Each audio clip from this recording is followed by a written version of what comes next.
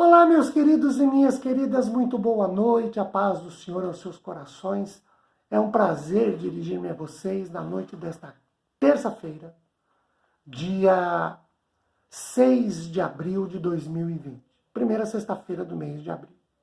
Eu quero compartilhar com vocês, a título de pastoral, o texto de Mateus capítulo 6, do versículo de número 24 ao versículo 25 ao 34.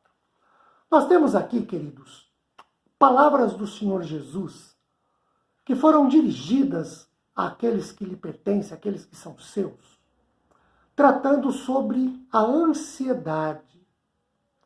E ele fala sobre isso para aqueles que não têm riquezas e acabam, por isso, vítimas de uma preocupação que nós podemos chamar aqui de preocupação excessiva.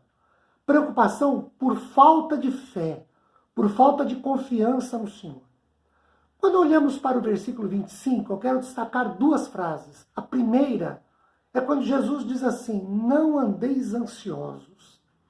E isso não é, em absoluto, uma proibição de previdência ou planejamento ou esquematização das coisas. Não é disso que o texto trata. O que o texto trata é da ansiedade ou da preocupação sobre as necessidades diárias da vida. A segunda frase que eu quero destacar no versículo 25 é: não é a vida mais do que o alimento? O que nos leva a pensar que, considerando que a própria vida e o corpo foram providenciados por Deus, nós devemos, como criaturas, confiar nele como Criador, que providencia aquilo que tem menor importância. Veja, se Deus cuida do corpo como Criador, óbvio que ele cuidará do sustento desse corpo, e aí o sustento, o alimento, é uma coisa menor, é nesse sentido. E aí, queridos, é importante dizer o seguinte: o versículo 25, quando fala para não estar ansioso, porque Deus cuida, obviamente, do maior, que é a vida, e cuidará do menor, que é o alimento a essa vida, de novo, não é uma proibição para que a gente poupe, para que a gente guarde, para que a gente tenha cuidados com o dia de amanhã. A questão não é essa. A questão é a preocupação em que Deus, e a preocupação e a nossa confiança em que Deus não venha suprir a necessidade. É disso que o texto fala, é isso que o texto condena. Considerando ainda o fato de que Deus fornece o sustento às aves, aves essas que não têm capacidade de plantar, colher e armazenar, de acordo com o versículo 26, quanto mais nós, seres humanos, devíamos confiar e depender do Senhor. Nós que, como seres humanos, criados por Deus, somos capacitados, ou equipados, melhor dizendo, com a capacidade de confiar em Deus como nosso Pai Celestial. No versículo 27, eu quero destacar a frase: acrescentar um côvado ao curso da sua vida. Porque essa frase tem duas coisas importantes a serem destacadas. A primeira é que ela diz respeito ao alimento essencial ao crescimento. Mas mesmo esse alimento, Deus também e igualmente controla, supre e providencia. Conforme uma criança cresce e se torna adulta, Deus acrescenta muito mais do que um côvado. Um côvado, na linguagem bíblica, significa 45 centímetros, mas a ansiedade ou a preocupação excessiva só pode atrapalhar e nunca ajudar. Uma outra frase que eu quero destacar, queridos, está no versículo também no versículo 21, está no versículo 28. Nós que tínhamos visto as aves e o cuidado de Deus a elas, no versículo 27 e versículo 26, olhem o verso 28. Fala dos lírios do campo. Nós não sabemos exatamente ao certo qual a flor em particular é indicada por estas palavras, mas elas deviam florescer. E aí, nem mesmo Salomão, o mais rico e, de certa forma, o mais magnífico rei hebreu, foi tão magnífico como esses lírios plantados e cuidados por Deus. E aí o texto, de novo, chama a nossa atenção para dizer, olha, prestem bem atenção, Deus vestiu os lírios, não vestirá vocês? Pois é. E ele faz uma comparação. Nem Salomão, em todo o seu esplendor, com toda a sua riqueza, se vestiu como esses lírios, que são plantados por Deus e cuidados por Deus. Nós valemos mais do que os lírios. O versículo 30 chama a atenção com a seguinte frase: vocês, homens de pequena fé. Traduz uma expressão usada 4 vezes aqui em Mateus e 1 vez em Lucas, como encorajamento para o crescimento na fé e também como reprimenda carinhosa. No versículo 32, quando Jesus diz assim, os gentios é que procuram, ele faz uma referência à atenção que os gentios dispensam às coisas materiais porque não conhecem Deus na qualidade de um Pai celestial que cuida, que protege, que supre as necessidades.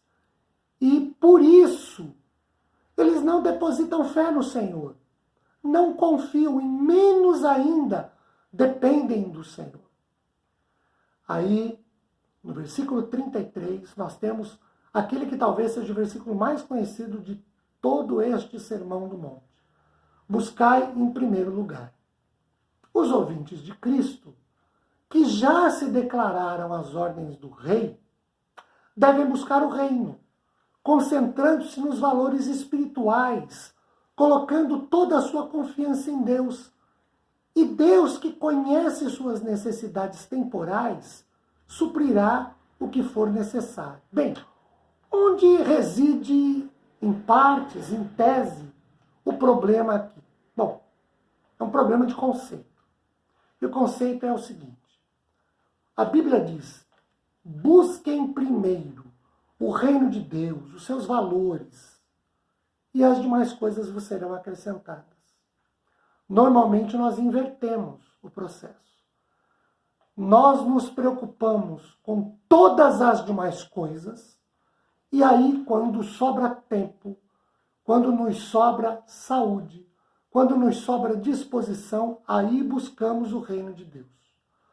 Nós corremos atrás de todas as coisas que dizem respeito ao básico, que é o assunto sobre o qual Jesus discorre esse texto.